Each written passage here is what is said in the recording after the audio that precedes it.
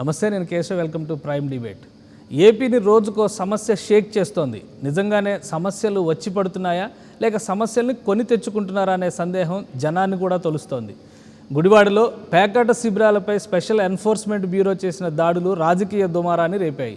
నందివాడ మండలం తమిరిసె వద్ద జరిపిన దాడుల్లో పేకాట ఆడుతున్న 33 మందిని అరెస్ట్ చేయడంతో పాటు 55 లక్షల రూపాయల పైగా నగదు, 28 కార్లు, 13 బైకులు సీజ్ చేశారు. గుడివాడకు చెందిన మురళి అనే వ్యక్తి ఈ శిబిరాన్ని నిర్వహిస్తున్నారని విచారణలో తేలినట్టు కృష్ణా జిల్లా ఎస్పీ రవీంద్రనాథ్ బాబు స్పష్టం చేశారు. దీంతో ఈ నిర్వహణ వెనక మంత్రి కొడాలి నాని హస్తం ఉందంటూ ఈ వార్త రాజకీయంగా మరింత కాకరేపింది. ఓ 10 రోజుల క్రిందట గుడివాడలో పర్యటించిన జనసేన అధినేత పవన్ కళ్యాణ్ ఈ పేకాట క్లబ్బుల గబ్బుని కడిగి పారేశారు. అప్పుడు కూడా మంత్రి నాని తీవ్ర స్థాయిలో స్పందించారు. తాజా ఘటనలతో ముఖ్యమంత్రిని కలిసిన తర్వాత విపక్షాల తీరుపైన మంత్రి కొడాలి నాని మరోసారి మండిపడ్డారు. గతంలో కూడా రాజధాని ప్రాంతంలో ఎమ్మెల్యేలపై పేకాట క్లబ్బుల నిర్వహణ విషయంలో ఆడియో లీకులతో పాటు పెద్ద స్థాయిలో వివాదాలు రాజుకున్నాయి. తాజా ఘటనలతో మళ్ళీ ఏపీని పేకాట దుమారం కమ్మేసింది. ఇదే ఇవాల్టి ప్రైమ్ డిబేట్. ఈ డిబేట్లో పార్టిసిపేట్ చేస్తున్నారు వైసీపీ ఎమ్మెల్సీ గోవింద్ రెడ్డి గారు, అలానే టీడీపీ మాజీ ఎమ్మెల్యే ముప్పిడి వెంకటేశ్వరరావు గారు, జనసేన నుంచి వివేక్ బాబు గారు, మరికొంతమంది కూడా మనతో డిబేట్లో జాయిన్ అవుతారు. డిబేట్కి వెళ్లే ముందర వాస్తవానికి ఈ వార్త వెలుగులోకి వచ్చిన తర్వాత విపక్షాలు చేసినటువంటి హడావిడికి రియాక్షన్గా మంత్రి నాని మాట్లాడారు. సీఎంని కలిసిన తర్వాత అభివృద్ధి పనుల నిమిత్తమే తాను సీఎంని కలిశానని, పేకాట వ్యవహారానికి దానికి సంబంధం లేదని ఆయన స్పష్టంగా చెప్పారు. ఆ తర్వాత మీడియా మిత్రులు అడిగినటువంటి ప్రశ్నలకి ఆయన బదులిస్తూ ఏ విధంగా రియాక్ట్ అయ్యారో ఒకసారి చూద్దాం. గుడివాడ కూడా కాదు, నందివాడ మండలం ఒక 10 కిలోమీటర్ల దూరంలో ఒక చేపల చెరువు దగ్గర పేకాడుతున్నారని చెప్పి ఒక 27-28 కార్లు, ఒక 13 బైకులు, అదేవిధంగా ఒక 32 మంది అనుకుంటా, 32 మంది పేకాట నిర్వహించేవాళ్ళు కానీ ఆడుకునే వాళ్ళని కానీ గుడివాడ పోలీసులు, ఎస్సీబీ అంటే మైనింగ్ ఇసుక కానీ దొంగలెక్కర కానీ ఇటువంటి గ్యామ్లింగ్ పేకాట కావచ్చు, క్రికెట్ బెట్టింగ్లు కావచ్చు, ఏమైనా కావచ్చు, వాటిని కంట్రోల్ చేయటానికి జగన్మోహన్ రెడ్డి గారు వచ్చిన తర్వాత ఎస్సీబీ అని చెప్పి ఒక డిపార్ట్మెంట్ని పెట్టాడు. ఆయన పెట్టి వాళ్ళకి పూర్తి స్వేచ్ఛ ఇచ్చి ఏమన్నా పనికి మాలినటువంటి ప్రతిపక్షాలని చెప్పి తీసేయకుండా ఎవరన్నా ఆరోపణలు చేసినా వాళ్ళని పంపించి రైళ్లు చేసి పట్టుకుని కోర్టులో పెట్టి మళ్ళీ ఆడకుండా భయపెట్టేటువంటి పరిస్థితి జగన్మోహన్ రెడ్డి గారు తీసుకొచ్చాడు. గుడివాడలో గుడివాడ క్లబ్ అని చెప్పి సెంటర్లోనే ఒకటి ఉండేది, చాలా పెద్ద బిల్డింగు, దాన్ని ముంచింది నేను. అదేవిధంగా విజయవాడ క్లబ్ అని చెప్పి ఒక 1200 మంది మెంబర్లతో పట్టబాగలో అర్ధరాత్రి ఎనీ టైము మేము సభ్యులు, మా దాంట్లోకి ఎవరు రాకూడదని చెప్పి పేకాడుకుంటూ ఉండేవారు. గుంటూరులో ఎల్వీఆర్ క్లబ్ అని ఒకటి ఉండేది, భీమవరంలో ఒక క్లబ్ ఉండేది, ఏలూరులో ఒక క్లబ్ ఉండేది, మన జిల్లాకు సంబంధించినటువంటి ఒక పార్లమెంటు సభ్యుడి ఇంట్లోనే ఒక క్లబ్ నడుస్తూ ఉండేది. ఈ రకంగా విచ్చలవిడిగా క్లబ్బులు నడిపినటువంటి ఘనత చంద్రబాబు నాయుడుది.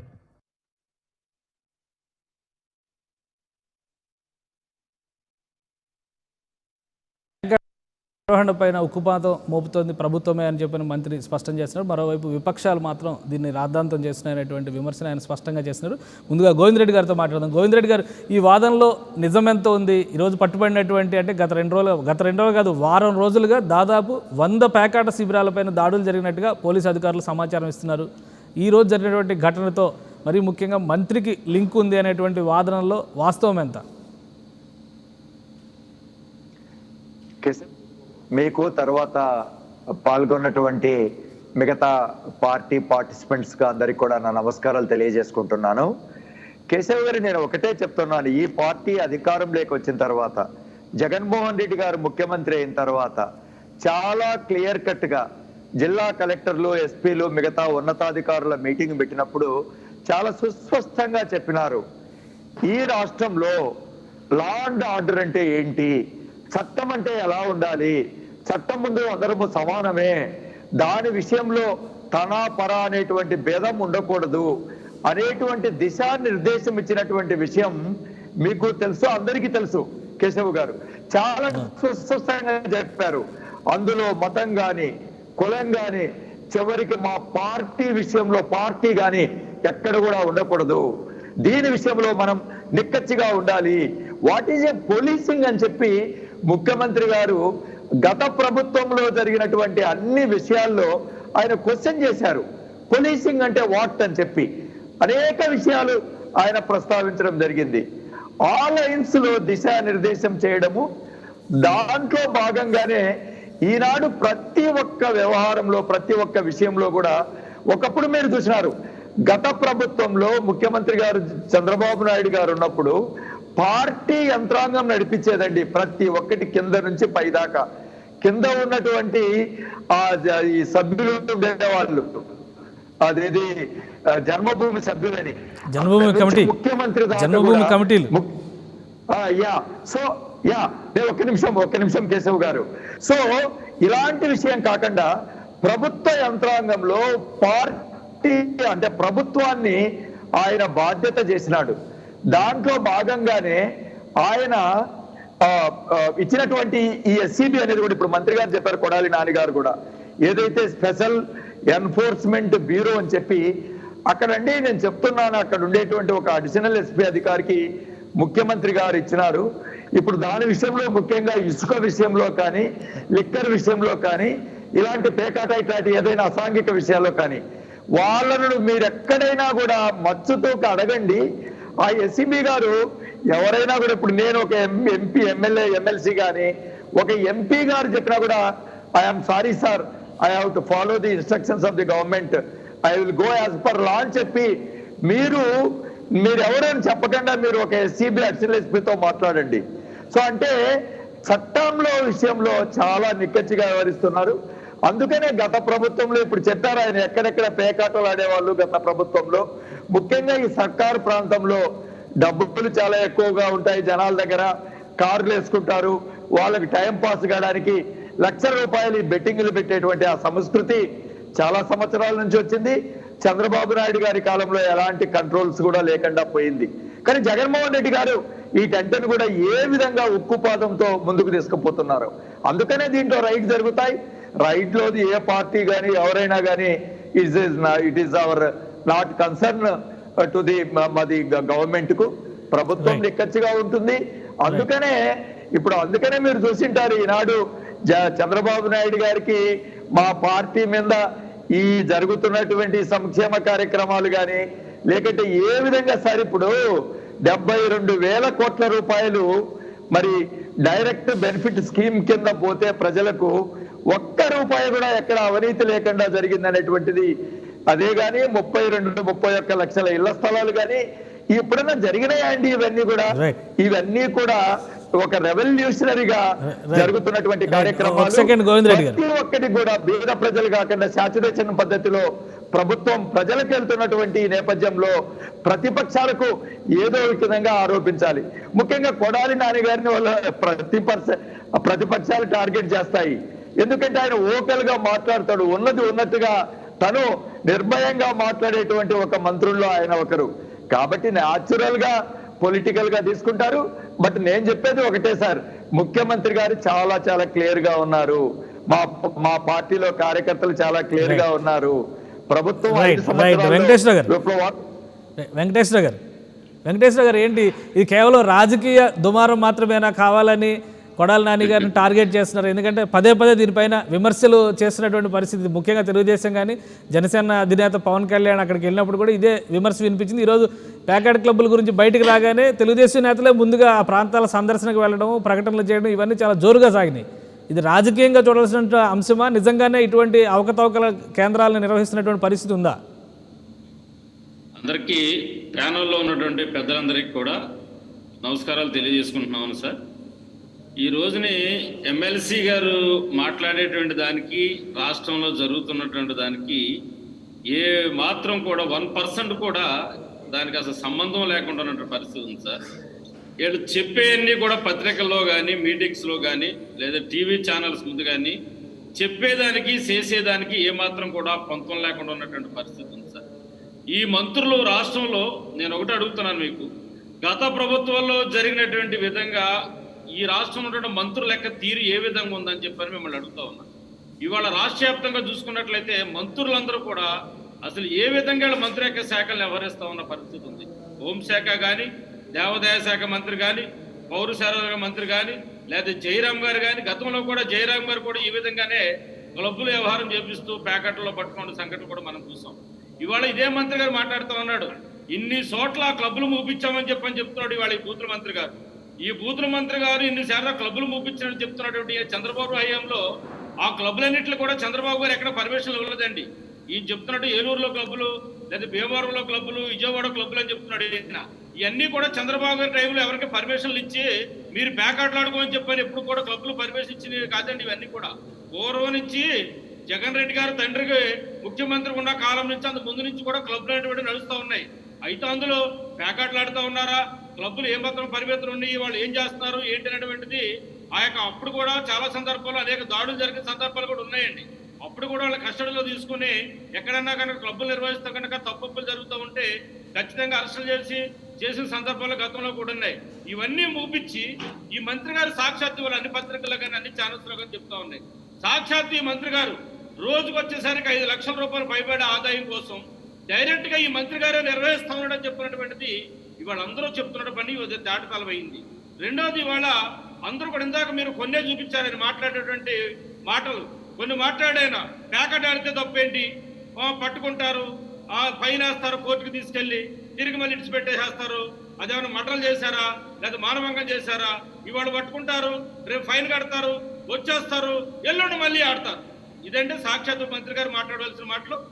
ఈ రాష్ట్రంలో జరుగుతున్నటువంటి క్లబ్బుల మీద కానీ, ప్యాకెట్ల మీద కానీ, ఇట్ల మీద కానీ మాట్లాడడం తప్పులండి. గతంలో కూడా ఇలాగే మాట్లాడి పెద్ద మనిషి ఆ విగ్రహాలు, దేవులకు సంబంధించిన విగ్రహాలు ఎడగొడతాడు, ఆంజనేయ స్వామి విగ్రహం విరిగిపోతే ఏమవుతుంది, మళ్ళీ కొత్త పెడతాం అక్కడ మేము, రథం తగలైపోతే ఏమవుతుంది, కొత్త రథం చేపిస్తాం మళ్ళీ మేము, లేదా ఎండి సింహాలు ఎక్కడో పోయిన దుర్గమ్మ గుడిలో ఏమవుతుంది, కొత్త సింహాలు చేసి పెడతాం అక్కడ. అంటే వీళ్ళు మాట్లాడే వ్యవహారం, ఈ మంత్రులుగా ఉండేటువంటి బాధ్యతలు ఏ విధంగా ఉన్నాయో ఒకసారి మనం ఆలోచించవచ్చు. అంటే ఎక్కడేం జరిగితే ఏమవుతుంది, మళ్ళీ మేము చేపిస్తామని చెప్పనంటే ఉంటేందు పోకడలు మేము అనుకున్నట్టే జరగాలని చెప్పని ఒక ముఖ్యమంత్రిగా లేదా ఒక మంత్రులుగా మనకు పరిపాలన రాష్ట్రంలో ప్రజలందరూ కూడా 151 సీట్లు ఇచ్చారు కాబట్టి మన పరిపాలన ఒక ఆదర్శంగా ఎలా ఉండాలి, ప్రజలకి ఏ విధంగా మన పరిపాలన ముందుకు తీసుకెళ్ళేటట్టు పోయి వీళ్ళు ఏదైతే ఎజెండా పెట్టుకున్నారో ఆ ఎజెండా చేసుకుంటూ వెళ్తూ చేసిన దాన్ని ఒకటి వెంకటేశ్వర గారు అంటే ఒక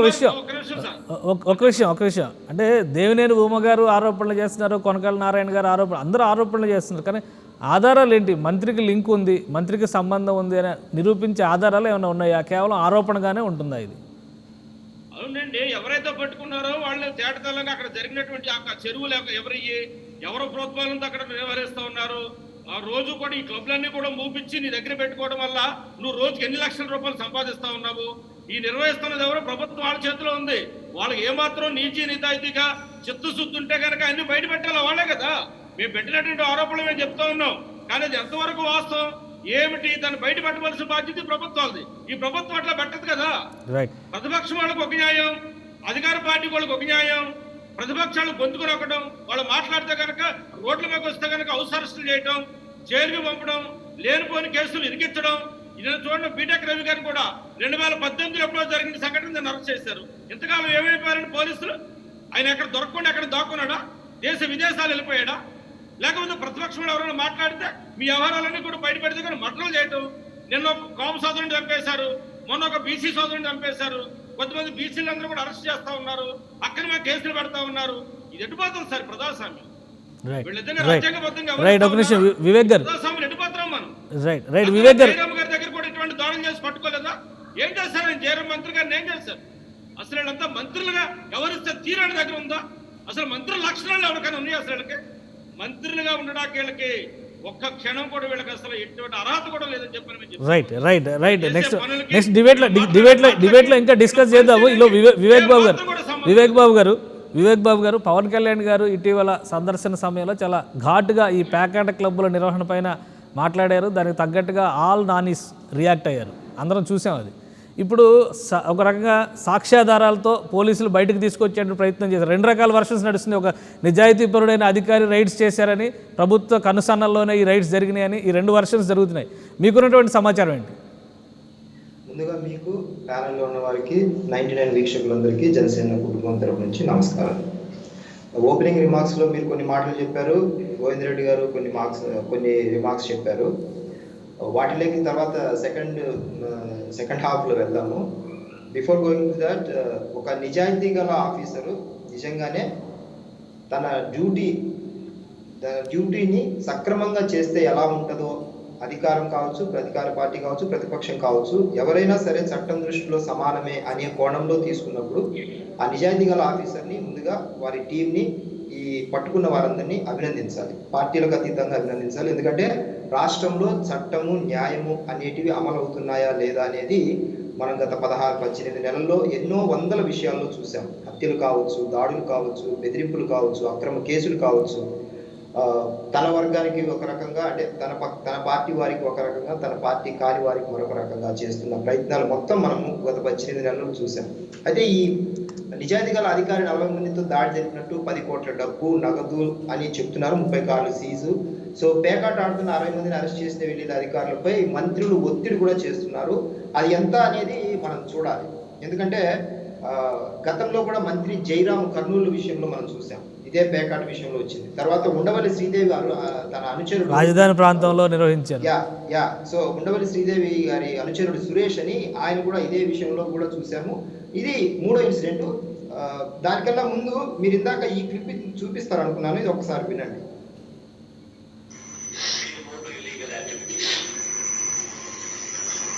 మన డిస్ట్రిక్ట్ లో సేమ్ రోడ్ ప్యాకాట క్లబ్స్, క్లబ్ల పేరుతో కూడా ప్యాకాటలు ఆడిపిస్తూ గ్యాంబ్లింగ్ నడిపిస్తా ఉన్న పరిస్థితి కూడా స్టేట్ అవుతుంది.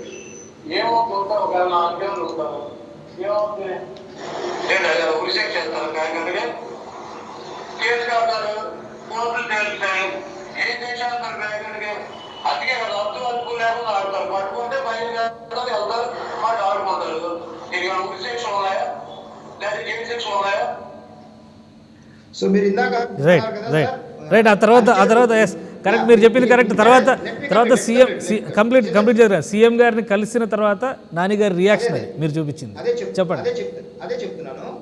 సో గత సంవత్సరం కాదు, 2019 జూన్ 25వ తారీఖున సాక్షాత్తు ముఖ్యమంత్రి గారు తన మొదటి మీటింగ్ IAS IPS అధికారులతో జరిగిన మొట్టమొదటి మీటింగ్లో చేసిన వ్యాఖ్యలు ఇందాక మనం వీడియోలో చూసాం. పేకాట క్లబ్బులు కానీ, ఇల్లీగల్ యాక్టివిటీస్ కానీ, మన రాష్ట్రము దేశానికి ఒక రోల్ మోడల్గా ఉండబోతోంది. చట్టము అనేది ఎలా పనిచేస్తుందో మనం ఒక ఎగ్జాంపుల్గా ఉండబోతున్నాము అని గర్వంగా చెప్పినప్పుడు అందరూ నిజమైపోతుందేమో, దేశానికి రోల్ మోడల్గా ఉంటుందేమో అనుకున్నాం. కానీ ఇలాగ జూదాంధ్రప్రదేశ్గా, మధ్యాంధ్రప్రదేశ్గా మారుతుందని నిజంగానే ఎక్స్పెక్ట్ చేయలేదు. ఎందుకంటున్నామంటే సాక్షాత్తు ఒక మంత్రి స్థానంలో తన నియోజకవర్గంలో ఉన్న వ్యక్తి దొరికితే ఉంటే ఉంటారు నా అనుచరులు అని ఆయన ఒప్పుకున్నారు. అంటే తన అనుచరులు ఉన్నారు, ఆయనకు తెలుసు ఆ విషయం. ఎందుకంటే ఇది తన కనసనలో జరగకోకుండా జరగదు ఆ విషయం, అది కూడా తెలుసు.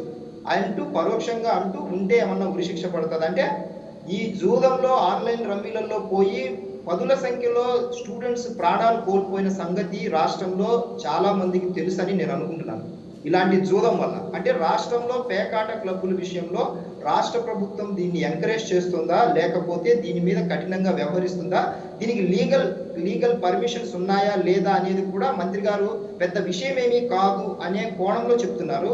ఆ పాయింట్ మనం అందరం గుర్తుపెట్టుకోవాల్సిన అవసరం ఉంది. ఎందుకంటే ఆయన అన్నారు కదా, పెద్ద శిక్ష ఏం కాదు కదా, అదేం ఉరిశిక్ష ఏమైనా పడిందా, అదేమో ఉరిశిక్ష అంటే ఉరిశిక్ష వరకు వెళ్ళే స్థాయి వరకు కాదు అని అంటున్నారంటే ఏమని అర్థము, ఇది పెద్ద నేరం కాదు. సో ఆ కోణంలో రాష్ట్ర ప్రజలందరికీ ఒక సందేశం ఇచ్చారు. పెద్ద వివేక్ గారు ఒక చిన్న సవరణ, పెద్ద నేరం కాదు చిన్న నేరం అన్నాడు. అసలు నేరం కాదనలా, ఇది చాలా చిన్న నేరం. మహా అయితే ఒక 50-100 వేస్తారు అంతే. కాబట్టి అంటే అది తప్ప ఒప్ప, ఇప్పుడు న్యాయానికి ధర్మానికి తేడా ఉన్నట్టుగానే ఈ పెద్ద నేరం చిన్న నేరాన్ని కూడా ఒక గీత గీసుకోవాలి ఇప్పుడు మనం. సరే, ఇప్పుడు మరి ఆన్లైన్ రమ్మీల ద్వారా, పేకాట ద్వారా పోయే ప్రాణాలకు మనము దాన్ని చిన్న నేరంగా భావిద్దామా? ప్రభుత్వం దాన్ని కంట్రోల్ చేయాల్సిన అవసరం ఉందా లేదంటారా చెప్పండి? ఖచ్చితంగా కంట్రోల్ చేయాలి.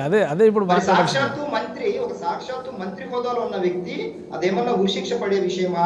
ఇలా పోతారు, అలా బెయిల్ తెచ్చుకుంటారు, అలా వస్తారు, మళ్ళీ పేకాటలు రన్ చేస్తాం. అంటే ఇది ఒక ఆదాయ వనరా, లేకపోతే ఇది లీగలా? ఒక మంత్రి స్థానంలో ఉన్న వ్యక్తి అంటే గుడివాడకు వెళ్ళినప్పుడు పవన్ కళ్యాణ్ గారు స్పష్టంగా ఏం చెప్పారు?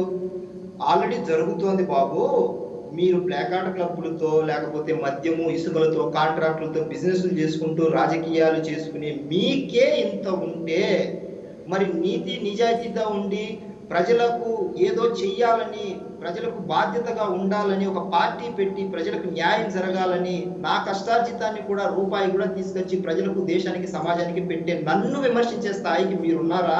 ఒకసారి లెక్కలు చూసుకుందామా, చేసుకుందామా బోడిలింగాలు గారు అని అడిగారు. దానికి పాపం చాలా మంది ముందుకు వచ్చేసి నన్నన్నారేమో అని అందరు లైన్ కట్టి పాపం ఎవరు బోల్డింగాలు తెలియకోకుండా అయిపోయిన పరిస్థితి చూసాం. అంటే ఇక్కడ ఏమంటున్నామంటే వ్యక్తిగతంగా ఆయన తీసుకోవాల్సిన అవసరం లేదు. రాష్ట్ర ప్రజలకు ఒక బాధ్యతాయుతమైన పదవిలో ఉన్నప్పుడు, లేకపోతే రాష్ట్ర ప్రజలు ఒక 151 సీట్లని ఇచ్చినప్పుడు ఆ బాధ్యత ఎంత ఉండాలి, ఎలా ఉండాలి అనేది చూపించుకోవాల్సిన స్థితి వాళ్ళదే, మేము కాదు చూపించుకోవాల్సింది. ఎందుకంటే మేము అడగడానికి ఉన్నాం.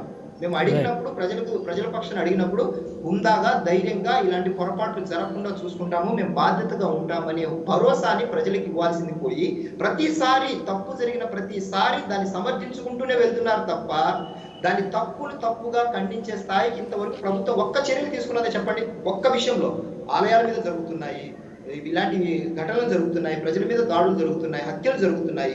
ఒక్క పెద్ద వ్యక్తిగా పార్టీలో లేకపోతే అధికారంలో ప్రభుత్వంలో ఉన్న పెద్ద వ్యక్తి ఒక్కసారన్నా వచ్చి ఇలాంటివి నేను సహించను, ఎవరైనా ఒకటే అనే ఒక కోణాన్ని ఇచ్చినట్లయితే ఇలాంటి ఘటనలు జరుగుతాయా? అంటే పరోక్షంగా ఒక మద్దతు జరుగుతోంది వాళ్ళకి.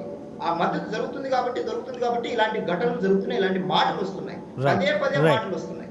ఆ కోణాన్ని కూడా ఒకసారి ప్రజలు గమనించాలని చెప్తున్నారు. రైట్. గోవింద్ రెడ్డి గారు, మీరు ఏమిటంటే ప్రభుత్వం వైపు నుంచి చూస్తే ఒకవైపు సీఎం గారు చెప్పిన మాటలు ఒకలా ఉన్నాయి, ఇప్పుడు వీడియో క్లిప్పింగ్ చూసినట్టుగా మంత్రుల రియాక్షన్స్ ఒకలా ఉన్నాయి. ఒకటి కాదు, రెండు కాదు, వరుసగా సంఘటనలు వస్తున్నప్పటికీ కూడా ఆ నిర్లక్ష్య ధోరణిలో ఇచ్చేటువంటి సమాధానాలు ప్రభుత్వానికి ఇబ్బందికరమైనవి కాదంటారా? కేశవ్ గారు, ఒక రాష్ట్రంలో అనేక మంది, కోట్లాది మంది ప్రజల్లో ఉన్నప్పుడు అనేకమైనటువంటి క్రైమ్ జరుగుతూ ఉంటది.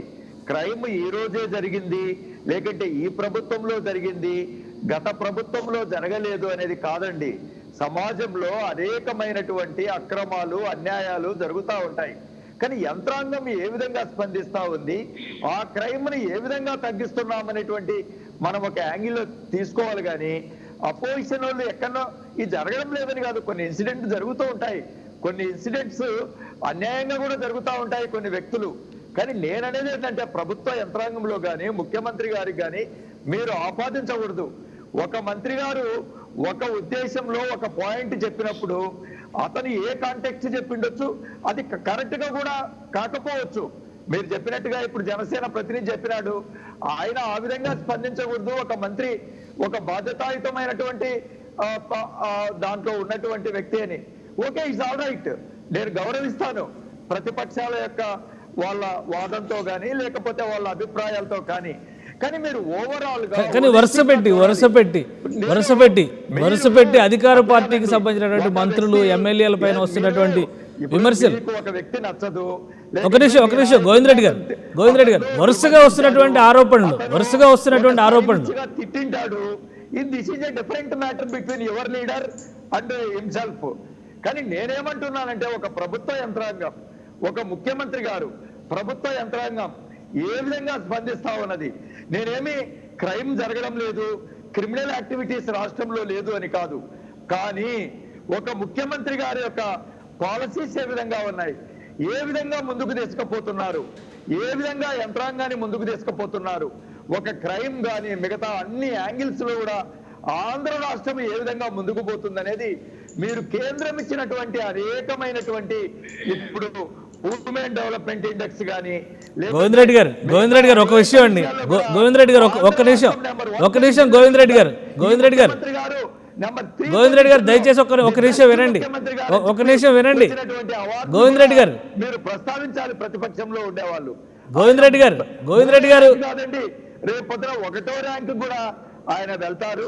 మీరు అంతేగాని ఏదో ఒక మంత్రి గారు చేశారో లేకపోతే ఒక వైఎస్ఆర్ పార్టీలో ఉండేటువంటి ఒక కార్యకర్త చేసినాడో దాన్ని బట్టి మీరు ఒక హోలిస్టిక్ గా మీరు మాట్లాడి ఆ పార్టీ మీద ఒక అభిప్రాయానికి రావడం కరెక్ట్ కాదు అంటా నేను. కానీ గోవింద్ రెడ్డి గారు ఒక ప్రశ్న అండి, గోవింద్ రెడ్డి గారు ఒక ప్రశ్న నా వాయిస్ వినిపిస్తుంది అనుకున్నా మీకు.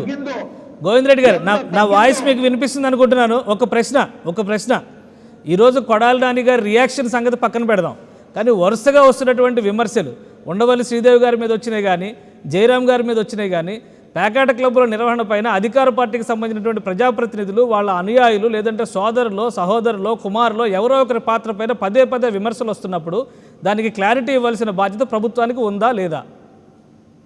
ఇప్పుడు ప్రభుత్వానికంటే అండి ప్రతి ఒక్క విషయంలోనే ఒక ప్రభుత్వ యంత్రాంగంలో ముఖ్యమంత్రి గారు ది పోస్ట్ పొలిటికల్ ఎగ్జిక్యూటివ్ ప్రతి విషయంలో రోజు 100 జరుగుతూ ఉంటాయి. ఆ 100 మీద కూర్చొని ప్రతిదాని మీద కూడా క్లారిఫికేషన్ ఇవ్వాల్సినటువంటి ముఖ్యమంత్రి గారికి అవసరం ఉండదు. కానీ ఒక యంత్రాంగం దాని మీద ఎట్లా స్పందిస్తా ఉంది, అది ఏ విధంగా యాక్షన్ తీసుకుంటుంది అనేటువంటి విషయంలో ప్రతి ఒక్కటి కూడా పబ్లిక్ డొమైన్ లో ఉంటుంది. నేను ఇప్పుడు మీరు ప్రెస్ లో ఉన్నారు, మీరు మీడియాలో ఉన్నారు, మీరు కానీ అపోజిషన్ వాళ్ళు కానీ ఏ విషయంలో కూడా మీరు ఫ్యాక్ట్ ఫైండింగ్ ఒక కమిటీ వేసుకొని తెలుసుకోవచ్చు. ఇది ఏంటి, ఇది ఎక్కడ ఉంది అని చెప్పి. కొన్నిటిల్లో ఆరోపణలు ఉండొచ్చు, కొంత పాక్షిక వాస్తవాలు ఉండొచ్చు, కొన్ని సంపూర్ణమైనటువంటి వాస్తవాలు ఉండొచ్చు. కానీ మీరు ఒక పొలిటికల్ అజెండాతో ప్రభుత్వాన్ని బదనాం చేయడం అనేది కరెక్ట్ కాదు అంటా నేను. ఇప్పుడు ఇది ఒక్కటి ఈ రోజే లేదు, ఇది గత ప్రభుత్వాల్లో లేకుండా క్రైమ్ ఏమన్నా ఇప్పుడే పెరిగిందండి? క్రైమ్స్ లేవా ఇంతకు ముందు? హత్యలు లేవా? లేకుంటే పొలిటికల్ హత్యలు లేవా? ఇవన్నీ చాలా విషయాలు చాలా గ్రామాల్లో జరుగుతూ ఉంటాయి సార్. కానీ ఒకటి అంటే గోవింద్ రెడ్డి గారు మీరు మీడియా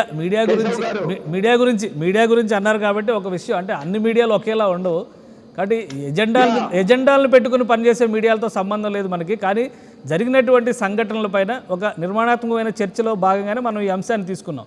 కానీ మంత్రి కొడాలి నాని గారి మంత్రి గారి రియాక్షన్ ని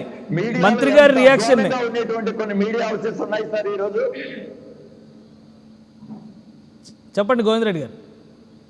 ఇప్పుడు day in and day out ప్రతి విషయంలో కూడా జగన్మోహన్ రెడ్డి గారి ప్రభుత్వాన్ని ఎలా ఇబ్బంది పెడుతున్నారు, కోర్టులకు పోయి ఏ విధంగా స్టేలు తెచ్చుకుంటున్నారు, కోర్టులు ఏ విధంగా ప్రభుత్వాన్ని ముందుకు పోకుండా చేయడానికి అనేక పార్టీలో ఉండేటువంటి కీలక పాత్ర పోషిస్తున్నారు, అవన్నీ కూడా మాట్లాడమనండి ఆ తెలుగుదేశం నాయకులను. మీరు ఏ విధంగా అడ్డుపడుతున్నారు ఈ రాష్ట్ర అభివృద్ధికి అనే దాంట్లో మీ పాత్ర ఏంది? మీరు ఒక విషయం గోవింద్ రెడ్డి గారు ఒక ప్రశ్న గోవింద్ రెడ్డి గారు ఒక ప్రశ్న తెలుగుదేశం నాయకులు రియాక్షన్ తీసుకుందాము.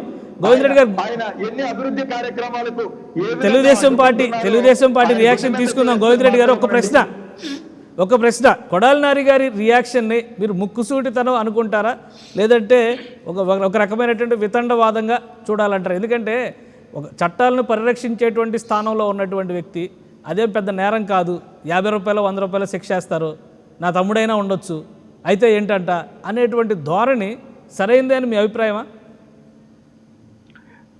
నన్ను అడుగుతున్నారా కేశవ్ గారు? అవునండి.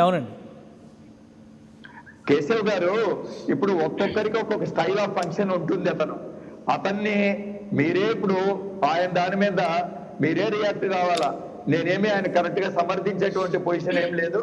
నేను ఈ రాష్ట్ర ముఖ్యమంత్రి గారు ఎలా వ్యవహరిస్తున్నారు, ఈ రాష్ట్రంలో లా అండ్ ఆర్డర్ ఎలా ఉంది, ఓవరాల్ సిచ్యువేషన్ ఉందని మాట్లాడతాను. కానీ ప్రతి మంత్రి, ప్రతి ఎమ్మెల్యే, ప్రతి కార్యకర్త స్పందించడానికి, అతని యొక్క వివరాలను నేను చేయడానికి it is not my duty and it is not right. Venkateswara గారు, మీ అభిప్రాయం ఏంటంటే ప్రభుత్వం ఒకవైపు నుంచి చాలా స్పష్టమైన చర్యలు తీసుకుంటుంది జూద నియంత్రణ కోసం, అలానే ఇటువంటి క్లబ్బుల నిర్వహణ పైన ఉక్కుపాదం మోపాలని ప్రభుత్వం చాలా దృఢ సంకల్పంతో ఉంది.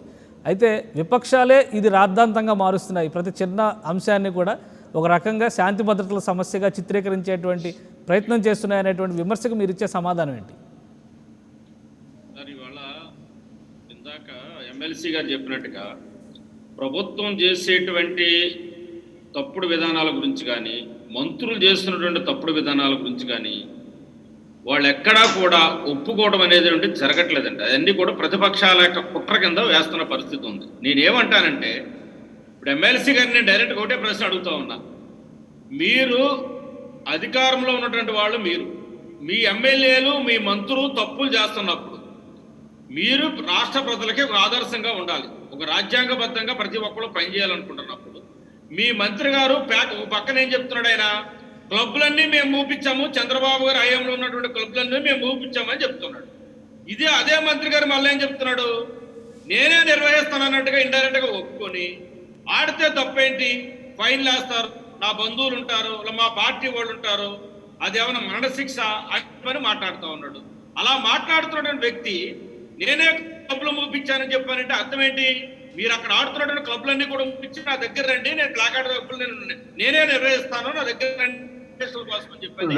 అందరినీ కూడా దాన్ని ప్రోత్సహించి చేస్తున్నట్టుగా కనపడుతుంది ఇక్కడ పరిస్థితి. తర్వాత వీళ్ళు వాస్తవాలు అంగీకరించకపోతే ఎలాగా? దళితులపై దాడులు జరుగుతూ అబద్ధమా? సంపూర్ణ మద్యపాన నిషేధం చేస్తామని చెప్పని ఇవాళ ప్రజలందరూ, సామాన్యులందరూ కూడా ఎటువంటి బ్రాండ్లు తీసుకొచ్చారు, ఎటువంటి రేట్లు పెంచారో అది అబద్ధమా? సామాన్యులందరూ కూడా వాళ్ళు ఇసుక దొరకకుండా ఎన్నో ఇబ్బంది పడుతున్నారు, అది అబద్ధమా? దేవాలయాలపై దాడులు జరుగుతున్నాయి, అవి అబద్ధమా? రైతులు ఇవాళ నష్టపోతే తుఫాన్లు వచ్చి రైతులు ఆదుకుంటూ విఫలమయ్యారు, అబద్ధమా? ఇవన్నీ కూడా ప్రతిపక్షాలు కుట్ర అంటారు, ఇవన్నీ నిజం కదా? మీరు చేస్తున్నటువంటి తప్పులు మేము ప్రశ్నిస్తే ప్రతిపక్షాలు కుట్ర, రాజకీయ కుట్రతో చేస్తున్నారన్నారు, ఇవన్నీ నిజం కాదా?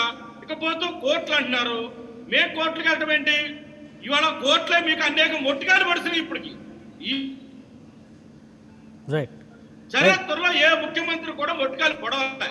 రాజ్యాంగాన్ని పూర్తిగా పక్కన పెట్టి పులివెందుల రాజ్యాంగాన్ని మీరు చేసుకుంటూ వెళ్తున్నారు కాబట్టి కోర్టులు మేము మొట్టికాలు పడుతున్నాయి. మీ తప్పును మీరు తెలుసుకోకుండా, దాన్ని మీరు అంగీకరించుకోకుండా ప్రతిపక్షాల మీద, వేరే పార్టీ మీద బురదలే కార్యక్రమాలు పెట్టుకుని మీరు ముందుకెళ్తున్నారు. మీకు ఏమాత్రం సిద్ధశుద్ధి ఉన్నా మీకు మనసాక్షిగా తెలుసు, ఎమ్మెల్సీ గారు మీకు తెలుసు, మంత్రి కొడాల గారు మాట్లాడిన మాటలు తప్పు, అవి కరెక్ట్ అయినటువంటి పద్ధతి కాదు. ఒక మంత్రి స్థానంలో ఉన్నటువంటి వ్యక్తి అట్లా ప్రవర్తించకూడదు, ఒక ఎమ్మెల్యే స్థానంలో ఉన్నటువంటి శ్రీదేవి గారు అట్లా ప్రవర్తించకూడదు, ఒక మంత్రి స్థానంలో ఉన్నటువంటి జయరామ్ గారు అట్లా ప్రవర్తించకూడదు అని చెప్పని మీకు కూడా తెలుసు. కాకపోతే మీరు వీళ్ళందరినీ నాకు అనవసరం, నాకు ముఖ్యమంత్రి గారు ఒకళ్ళని చెప్తున్నారు. ముఖ్యమంత్రి గారి యొక్క శాఖల్లో వీళ్ళు కూడా ఆల్రెడీ మంత్రులు కూడా ఈ యొక్క అధికారంలో ఉన్నటువంటి మీరు కూడా ప్రభుత్వంలో భాగమైన శాఖ మీరు మర్చిపోతే ఎలాగా? ఎమ్మెల్సీ గారు మాట్లాడినటువంటి తప్పు అని చెప్పి అని మీరు ఒప్పుకోండి. మంత్రులకు ఆదర్శంగా ఉంటూ పోయి, మంత్రులకు ఆదర్శంగా ఉండి పరిపాలన చేయవలసి పోయి మీరే తప్పులు చేస్తూ, మీరే ప్యాకెట్ నిర్వహిస్తూ, మీరే దేవాలయం మీద దాడులు జరుగుతున్న తప్పు కదంటూ, దళితుల మీద దాడులు జరుగుతున్న తప్పు కదంటూ మీరేం చెప్పుకుంటున్నారు? గతంలో జరగదా, ఆ ముఖ్యమంత్రి ఉండగా జరగలేదా, ఈ ముఖ్యమంత్రి ఉండగా జరగదు మీరు చెప్పాల్సింది. జరుగుతున్న దాడులు ఏదైతే ఉన్నాయో వాటిని మేము అరికడతాము, దోషుల్ని కఠినంగా శిక్షిస్తాము, ఖచ్చితంగా మేము రాజ్యాంగబద్ధంగా పరిపాలన చేసుకుంటూ ముందుకెళ్తాము అని చెప్పని మీ వాస్తవాలు అంగీకరించి దోషుల్ని చట్ట ప్రకారంగా అరెస్టులు చేసి శిక్ష పడేలాగా చేయండి.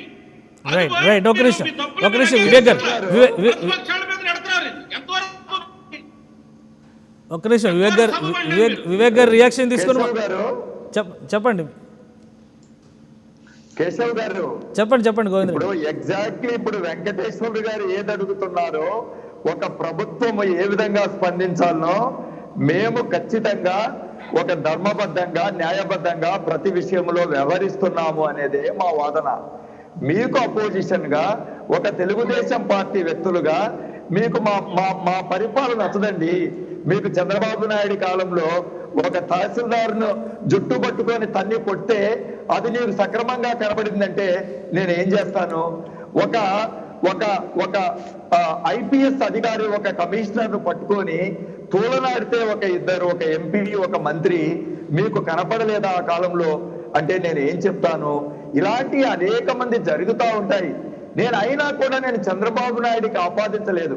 చంద్రబాబు నాయుడు గారు ఆనాడు ఎందుకు మేము ఆయన పెద్దగా విమర్శించినామంటే, అది ఆయన చర్యలు తీసుకోకుండా ఆయన వాళ్ళందరినీ కూడా కాంప్రమైజ్ చేయడానికి ఆ ముఖ్యమంత్రి ప్రయత్నం చేసినప్పుడు ఇది ఎంత విధంగా ప్రభుత్వ యంత్రాంగంలో మొరేలి ఏ విధంగా దెబ్బతింటుంది అనేటువంటి విషయంలో మేము చెప్పినాము.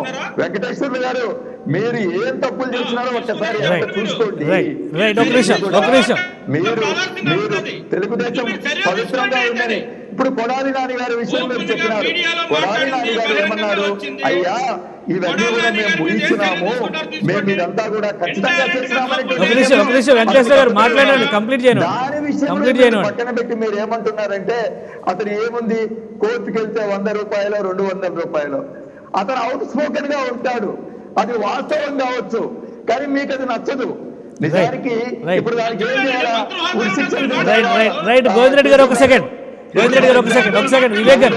అన్యాయం జరుగుతూ ఉంటుందండి.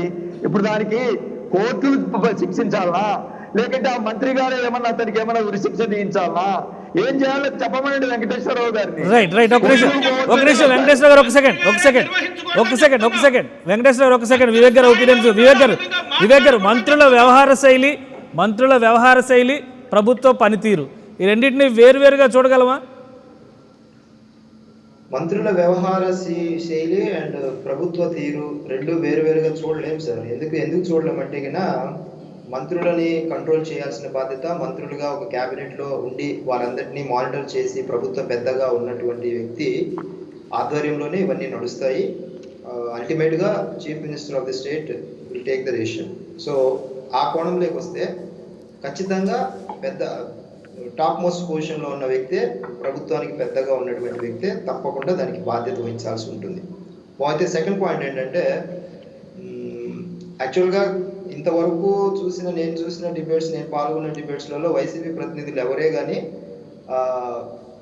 ఇది తప్పే, పొరపాటే, మేము కూడా దీన్ని ఖండిస్తున్నామని అనలేదు. మొదటిసారిగా గోవిందరెడ్డి గారు నాని గారి విషయంలో నేను కూడా దాన్ని ఖండిస్తున్నానని చెప్పారు, సంతోషం. తర్వాత ఇంకో మాట కూడా అన్నారు, మొట్టమొదటిసారిగా ఇలాంటివి జరగవు, గత ప్రభుత్వంలో కూడా జరిగాయి అంటూ ఒక చింతమనేని గారిది, ఎంఆర్ఓ గారిది, ఇలాంటి వాళ్ళందరికీ తీసుకొచ్చారు.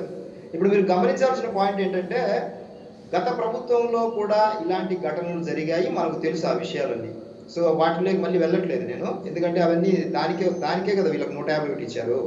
సో వాళ్ళు చేశారు, వీళ్ళు చేస్తున్నారు, తప్పేముంది? వాళ్ళు చేశారు కాబట్టి మేం చేస్తాము, మాకు ఎస్టాబ్లిష్ చేసుకుంటూ వెళ్తున్నారు తప్ప ప్రజలకు మనము ఒక జవాబుదారీకరంగా ఉండాలి, అధికారం ఇచ్చినప్పుడు ఒక బాధ్యతగా ఉండాలి, తప్పులు జరగకుండా చూసుకోవాలి, ప్రజలకు నిరంతరము మనం ఒక కాపలాదారులుగా ఉండాలి, మనం ఒక ధర్మకర్తల్లా ఉండి వాళ్ళ ప్రతి పైసాకి బాధ్యతగా ఉండాలనే కోణాన్ని మాత్రము ఈ రెండు పార్టీలు గత దశాబ్దాల కాలంగా చేయట్లేదు. అది మనము గమనించాల్సిన విషయం. సో ఇందుకోసమే రాజకీయాలు అనేది ఒక పొలిటికల్ అకౌంటబిలిటీ కావచ్చు, ఒక బాధ్యతాయుతమైన రాజకీయాలు రావాలనే ఉద్దేశంతోనే జనసేన అధినేత పవన్ కళ్యాణ్ గారు నిరంతరము చెబుతూ ఉంటారు. మాకు అధికారం ఇచ్చినా ఇవ్వకుండా అనే మాట ఎందుకంటారంటే, పదే ఆ మాట మా శ్రేణులకు కొంచెం నచ్చకపోయినప్పటికీ మరోసారి చెప్తున్నాను, ఆయన అనే ఆ మాట లోతు ఎంత లోతుగా ఉంటుందంటే, ఆ మాట మనం అధికారం కోసమే పనిచేస్తే ఇలాంటి అధికారం కోసం పనిచేస్తే ఇలాంటి దారుణాలే జరుగుతాయి అనే ఉద్దేశంతో ఆయన మాట అంటూ ఉంటారు. అధికారమే పరమావధిగా చేసుకున్నప్పుడు ఏమవుతుంది? అధికారం కోసం ఏమైనా చేయాలనుకుంటుంది. 150 కోట్లు ఒక ఎమ్మెల్యే సీటు పెట్టి ఖర్చు పెట్టిన వ్యక్తి ఏ విధంగా దాన్ని పూడ్చుకుంటాడు? ఖచ్చితంగా ఏ ఇసుక మాఫియానో, ఏ మద్యం మాఫియానో, ఏ పేకాట్ క్లబ్లో, ఇంకోటో XYZ, ఇంకోటి నెంబర్ ఆఫ్ వాళ్ళ ప్రభుత్వంలో ఉన్న ప్రతి దాన్ని వినియోగించుకుంటారు. ఫలితంగా ప్రజలు ఈ విధంగా నష్టపోతారు. అంతిమంగా ట్యాక్స్ రూపంలో మీద వేస్తూ, ఇప్పుడు ఎగ్జాంపుల్గా నూనె 100 రూపాయలు ఉండాల్సిన నూనె ఇప్పుడు 160 రూపాయలు నడుస్తుంది. సో ఇవన్నీ ప్రజలకు ఎప్పుడు తెలుస్తాయి? తమ ప్రభుత్వాలు ఎన్నుకునేటప్పుడు కొంచెం ఆలోచించి, వీళ్ళు సరైన వీళ్ళ గత చరిత్ర ఏంటి, వీళ్ళ నేర చరిత్ర ఏంటి, వీళ్ళు ప్రజలకు అందుబాటులో ఉంటారా లేదా అనే కాస్త విచక్షణతో ఆలోచించినప్పుడు మనకు నిజమైన ప్రజాస్వామ్యం దక్కుతుంది. ఇలాంటి నాయకులు, మంత్రుల ద్వారా ప్రజలకు జరిగే నష్టాన్ని ఎప్పటికప్పుడు నివారించుకోవచ్చు అనేది మనం. కానీ వివేక్ గారు ఒక విషయం కొడాలి నాని గారి విషయంలో పవన్ కళ్యాణ్ గారు ముందే ఈ ప్యాకాట్ శిబిరాల గురించి ప్రకటించారు. అంటే దీన్ని ఒక వ్యక్తిగతమైనటువంటి కొడాలి నాని గారితో ఉన్నటువంటి ఒక వైరుధ్య భావంతో చెప్పారని అనుకోవాలా, లేదా పక్కా ఆధారాలు ఉన్నాయి, ఆధారాలతోనే పవన్ కళ్యాణ్ గారు మాట్లాడారనుకోవాలా? ఒకటి ఏంటంటే పక్కా ఆధారాలు ఉన్నాయి. రెండో పాయింట్ ఏంటంటే, మీరు గత సంవత్సరం నుంచి గమనిస్తే ఆ, ఎవరైతే పవన్ కళ్యాణ్ గారు బోడిలింగాలు అంటూ చెప్పారో ఈ ఈ సదరు వ్యక్తులందరూ ఒక ఒక ఒక భిన్నమైన అంటే మాటలు పవన్ నాయుడు అంటూ నీకు ఎందుకు రాజకీయాలు, మాకు 151 వచ్చాయి, నువ్వు పోయి ఇంట్లో కూర్చో, ఈ ధోరణి గత సంవత్సరం కాలంగా పదే పదే ప్రెస్ మీట్లలో బహిరంగ సభల్లో చాలా బూతు సాహిత్యం అనేది వాళ్ళకు ఆటోమేటిక్గా వచ్చేసింది లేండి, అది వేరే విషయము. వాళ్ళకు అది పక్కా లాంగ్వేజ్, అది బూత్ లాంగ్వేజ్ అనేది వాళ్ళకి పక్క రోడ్ల మీద కావచ్చు, పక్కన మహిళలు ఉన్నా ఎవరున్నా కూడా వాళ్ళకి ఆ మాటలు వచ్చేస్తుంటాయి, దాన్ని నేను మళ్ళీ రివీల్ చేయక్కర్లేదు. సో గత సంవత్సర కాలంగా వాళ్ళు పదే పదే అన్న మాటల్ని ఏ రోజే కానీ ఆయన ఒక ప్రెస్ మీట్లో కానీ పదే పనిగా కానీ ఖండించడం కానీ లేకపోతే దానికి కౌంటర్ అటాక్ ఇవ్వడం కానీ చేయలేదు. ఎందుకు చేయలేదు? అలాంటి వాళ్ళని వదిలేసుకుంటూ వెళ్ళిపోవాలి, మనం రాజకీయం అనేది బాధ్యతతో కూడుకున్నది అని. సో అలాంటి ఉద్దేశంతో ఉండింటే ఆయన మొదటి రోజునే చెప్పేవారు. కానీ ఆయన ఒక మచిలీపట్నం ఒక ముఖ్యమైన రైతులకు సంబంధించిన నివర్ తుఫాను బాధితుల కోసం రైతులకు ఇవ్వాల్సిన కోణంలో వెళుతూ ఉన్నప్పుడు, ఆ దారి మధ్యలో వెళుతున్నప్పుడు, అక్కడ ఆగాల్సి వచ్చినప్పుడు, అక్కడ ప్రజలు కార్యకర్తలు ఇక్కడ మాకు ఎమ్మెల్యే సరిగ్గా పని చేయట్లేదు అన్నప్పుడు ఎవరో ఒకరులే ఎవరైతే నేమ్లే అన్ని నానీలలో ఏదో ఒక బోడిలింగం నాని అనే ఒక వ్యంగ్యాన్ని అన్నారు. కానీ అది వల్గర్ కాదు. వ్యంగ్యం వేరు, వల్గర్ వేరు. వీళ్ళు వల్గర్ బాగా తెలుసు, మాకు వ్యంగ్యం తెలుసు. అది కూడా సందర్భానుచితంగా మాత్రమే ఆయన ఒక వ్యంగ్యం మాట్లాడారు. అంతకు తప్పించి వాళ్ళను అదే పనిగా అనాలని కానీ మాకు ఏముంటదని కూడా ఆయన తల్లిని స్వయంగా దూషించినా కూడా ఆయన పెద్దగా రియాక్ట్ అవ్వలేదు. ఎందుకంటే రాజకీయాల్లో అన్నాక అన్ని తిట్టడానికి పడడానికే వచ్చాను నేను, నాకేం పెద్ద విషయం కాదు, ప్రజలకు మేలు చేయండి నన్ను తిట్టండి అనే కోణాన్ని కూడా అన్నారు. మీరు గమనించాల్సిన పాయింట్ అది. మీరు ప్రజలకు చేయండి నన్ను తిట్టండి పర్లేదు, నివర్ తుఫాను రైతులకు న్యాయం చేయండి నన్ను తిట్టండి, మీకు ఇదే పదవులు ఉంటాయంటే డెఫినెట్ గా తిట్టండి అనే అంతటి పెద్ద మనసును కూడా ఇచ్చినప్పుడు వీళ్ళకి ఏంటి ప్రాబ్లం? సో మీరన్న కోణం వేరు.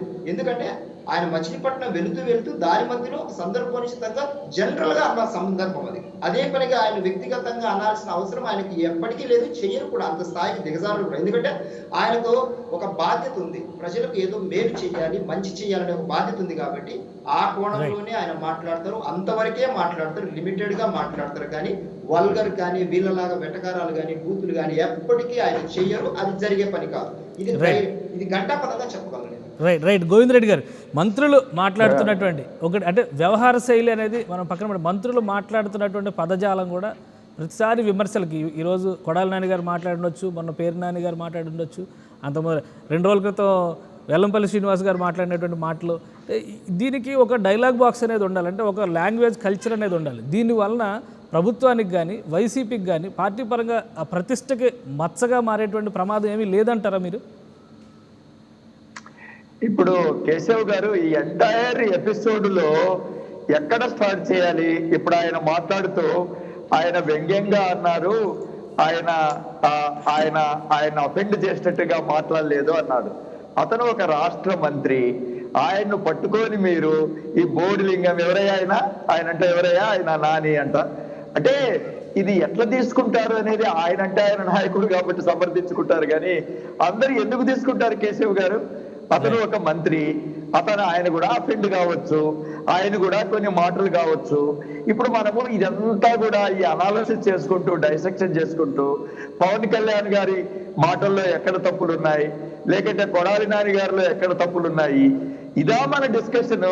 లేకపోతే ఈ రాష్ట్రాన్ని ఏ విధంగా ముందుకు తీసుకుపోవాలి, ఈ రాష్ట్రాన్ని ఎలాంటి మన అన్ని రంగాల్లో ఎట్లా మనము ఉండాలా అనేటువంటిది ఒక బ్రాడ్ వ్యూ తీసుకుందామా అనేటువంటి దాంట్లో ఈ డిస్కషన్ లో ఇప్పుడంతా కూడా ట్రివియల్ గా ప్రతి విషయంలో కూడా ఒక డిస్కషన్ చాలా మీడియా దాంట్లో ఈ డిస్కషన్ జరుగుతూ ఉన్నాయి. అంటే ఒక విషయం అంటే గోవిందరెడ్డి గారు ఒక పాయింట్, ఒక చిన్న సబ్మిషన్ ఏంటంటే మాట్లాడేటువంటి ఖచ్చితంగా ప్రభుత్వం తీసుకున్నటువంటి సంక్షేమ పథకాల విషయంలో చర్చలు జరిగినప్పుడు సంక్షేమ పథకాల్లో ఉన్న పాజిటివ్ నోట్స్ని నెగిటివ్ నోట్స్ని మనం మాట్లాడతాం. కానీ ఇక్కడికి వచ్చేసరికి మంత్రులు మాట్లాడేటువంటి విధానమే వివాదాస్పదం అవుతుంది. దీనివలన ప్రభుత్వం మంచి చేసిన ప్రజల్లోకి వెళ్ళకపోగా ఇంకొక కొత్త సమస్య వచ్చి పడేటువంటి వాతావరణం కనిపించడం లేదా? దానివల్ల ప్రభుత్వానికి కానీ పార్టీకి కానీ ఎలాంటి నష్టం లేదంటారా మీరు? సార్ ఇప్పుడు ఈ అందరూ యంగ్ మినిస్టర్స్ ఒకరికొకరు ఇట్లాంటివన్నీ కూడా ఇప్పుడు ఒక పొలిటికల్ ఒక యాక్షన్ ఒక రియాక్షన్ ఉంటుంది. దీంట్లో ఇది ఎవరు తప్పు, ఎవరు ఎక్కువ, ఎవరు తక్కువ, ఇప్పుడు అందరం కూడా సంయమనం పాటించి ఈ విషయంలో నేను ఒకటే అంటాను, అపోజిషన్ వాళ్ళ పాత్ర వాళ్ళు పోషించాలి. Okay, they have to raise the public issues. అలాంటి విషయాల్లో అలాంటి మంత్రులు కూడా హుందాగా స్పందించాల్సిందే, అందరం స్పందించాల్సిందే. అధికారంలో ఉండే వాళ్ళం మరింత సంయమనం పాటించాల్సిందే. ఇందులో ఇది అంతా కూడా మీరు మాకు రాజశేఖర రెడ్డి గారు ముఖ్యమంత్రిగా ఉన్నప్పుడే చాలా ఇవన్నీ చెప్పేవాళ్ళు. ఎంత ఇబ్బంది చేసినా సార్, మీరు జగన్మోహన్ రెడ్డి గారిని ఏ విధంగా ముఖ్యమంత్రి గారు కానీ మిగతా మంత్రులు కానీ ఏ విధంగా తోలనాడేవారు అండి. గత అసెంబ్లీ సెషన్ లో కేశవ్ గారు ఎట్లా మాట్లాడారండి ఆయన్ను. కానీ ఆయన ఎక్కడ కూడా రియాక్ట్ కాకుండా ఏ విధంగా స్పందించారండి. మీరు అందరూ కూడా అపోజిషన్ వాళ్ళు కానీ ఇప్పుడు పవన్ కళ్యాణ్ గారి lot of lessons from Jaganmohan Reddy and Rajasekhara Reddy గారు. నేను అదే అంటాను, మీరు ఒక మంత్రి ఒక ఎమ్మెల్యేని పట్టుకొని ఆయన్ని ఒక స్ఫూర్తి తీసుకొని వైఎస్ఆర్ కాంగ్రెస్ పార్టీని కానీ మిగతా వాళ్ళను కానీ మీరు ఒక జడ్జిమెంట్ చేయడం కరెక్ట్ కాదు. గోవింద్ రెడ్డి గారు రాజశేఖర రెడ్డి గారు ఇలాంటి మహానాయకులు ఏ విధంగా స్పందించారని చెప్పి మీరు దాన్ని పట్టుకొని మాట్లాడండి, దాన్ని పట్టుకొని ముందుకు పోండి. మీకు 10 ఓట్లు వచ్చాయి, గోవింద్ రెడ్డి గారు లాంటి అసెంబ్లీలోకి రావచ్చు, కానీ నేను అసెంబ్లీని ముట్టడి చేస్తానని, నీకు ఒక ఎమ్మెల్యే లేకపోయినా మీరు ముట్టడి చేస్తాననేటువంటి మాటలు మాట్లాడినప్పుడు అవతల నుంచి కూడా రియాక్షన్లు వస్తాయండి. అంత ఫేవరబుల్ గా మీకేం రియాక్ట్ కారు.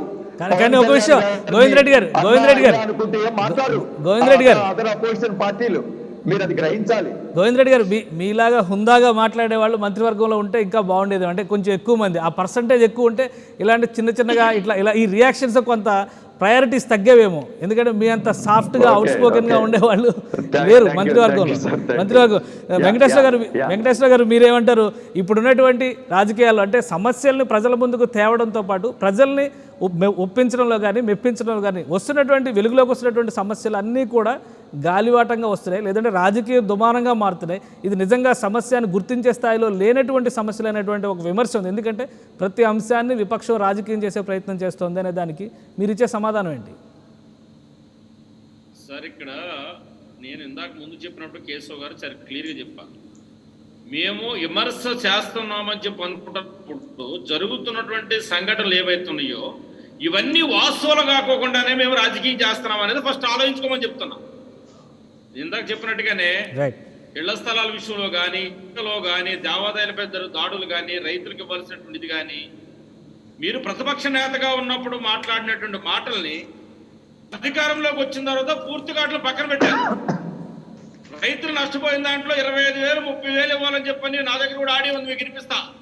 ప్రతిపక్ష నేతగా ఉన్నప్పుడు జగన్మోహన్ రెడ్డి గారు మాట్లాడిన మాటలు ఈ రోజు ఆయన 5,000 రూపాయలకి ఇచ్చి అది కూడా 100% పూర్తిగా నష్టపోయి రైతులకు ఇస్తామని చెప్పని అరాకొర ఇచ్చి రైతులందరూ కూడా చేతులు దులిపేసుకున్న పరిస్థితి ఉంది. మేము అమరావతిని కొనసాగిస్తామని చెప్పని కూడా ఆ రోజు ప్రతిపక్ష నేతగా ఉన్నాడు. ఇవాళ దాన్ని పూర్తిగా విస్మరించాడు. ఏమంటారంటే మీరు మాట్లాడే మాటలు ఇందాక రామిరెడ్డి ఎమ్మెల్సీ గారు చాలా చక్కగా చెప్పారు. ఒక ప్రభుత్వం ఉన్నటువంటి ముఖ్యమంత్రి కానీ మంత్రులు కానీ ప్రజలందరికీ కూడా ఆదర్శంగా ఉండాలి, వాళ్ళు ఆ విధంగా పరిపాలన చేసుకుని వెళ్ళినప్పుడే సక్రమంగా ఉంటుంది అని చెప్పారు. మీ మంత్రులు కానీ మీ ముఖ్యమంత్రులు కానీ ఎక్కడైనా ఆదర్శంగా ఎక్కడైనా ఉన్నారా? మేము రాజకీయ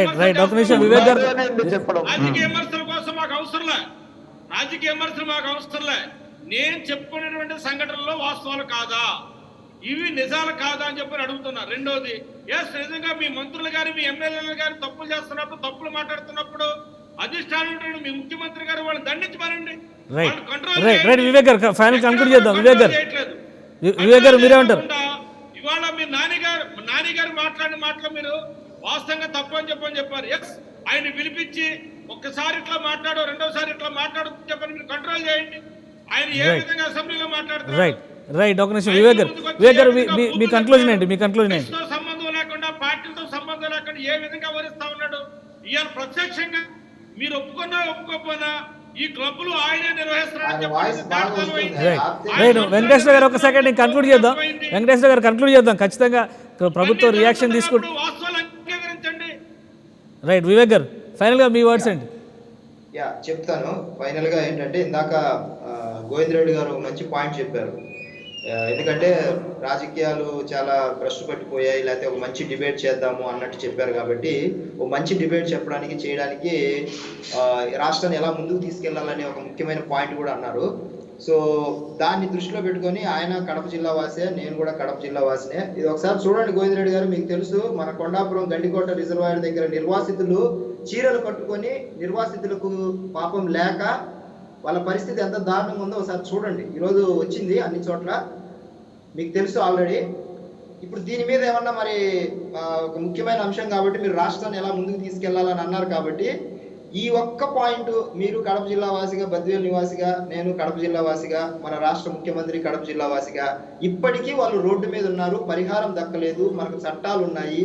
ఒక ముంపు ప్రాంత బాధితులకు మా పార్టీ జనరల్ సెక్రటరీ గారు స్వయంగా అక్కడ 2 రోజులు ఉండి అక్కడ చూశారు.